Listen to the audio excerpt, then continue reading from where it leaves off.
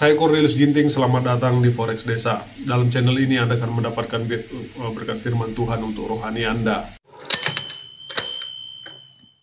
Masuk juga soal Eliezer yang hanya 1 tahun Bapak juga itu sesuai dengan apa yang Bapak ingin, harapan Bapak.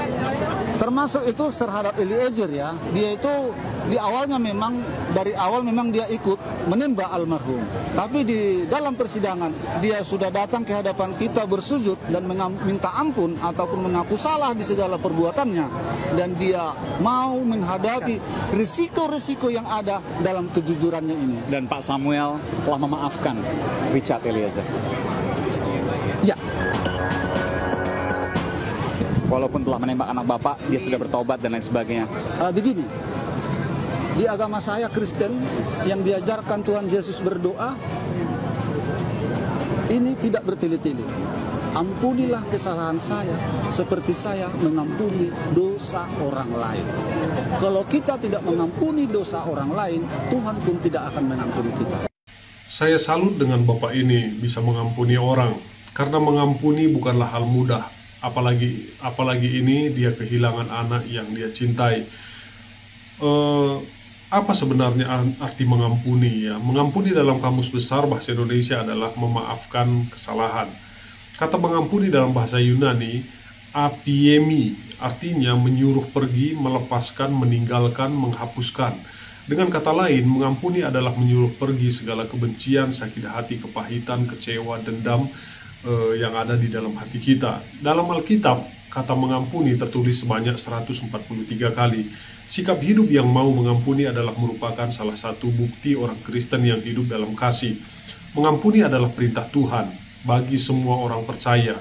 Tetapi hendaklah kamu ramah seorang terhadap yang lain, penuh kasih mesra dan saling mengampuni.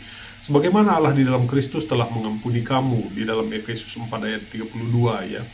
Mengampuni adalah sebuah kata yang mudah untuk diucapkan, tetapi sulit untuk dilakukan.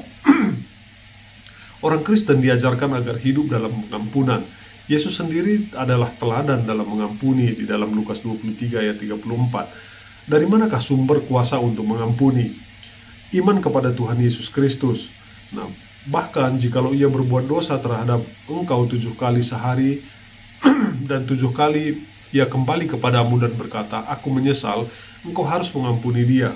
Lalu kata rasul-rasul itu kepada Tuhan, "Tambahkanlah iman kami." Jawab Tuhan, "Kalau sekiranya kamu mempunyai iman sebesar biji sesawi saja, kamu dapat berkata kepada pohon ara ini, terbantunlah engkau dan tertanamlah di dalam laut, dan ia akan taat kepadamu." Di dalam Lukas 17 ayat 4. Berkat-berkat hidup mengampuni, doa dikabulkan Tuhan. Dan jika kamu berdiri untuk berdoa, ampunilah dulu sekiranya ada barang sesuatu dalam hatimu terhadap seseorang, supaya juga Bapamu di sorga mengampuni kesalahan-kesalahanmu. Di dalam Markus 11 ayat 25. Berkat yang berikutnya adalah memperoleh hidup yang kekal. Firman Tuhan berkata begini, "Tetapi jika kamu tidak mengampuni, maka Bapamu yang di sorga juga tidak akan mengampuni kesalahan-kesalahanmu." Di dalam Markus 11 ayat 26. Yang kedua yaitu sakit disembuhkan dan ekonomi dipulihkan. Lalu Tuhan memulihkan keadaan Ayub setelah ia meminta doa untuk sahabat-sahabatnya. Dan Tuhan memberikan kepada Ayub 2 kali lipat dari segala kepunyaannya dahulu, di dalam Ayub 42 ayat 10. Yang berkat mengampuni berikutnya adalah mengalami damai dan sukacita.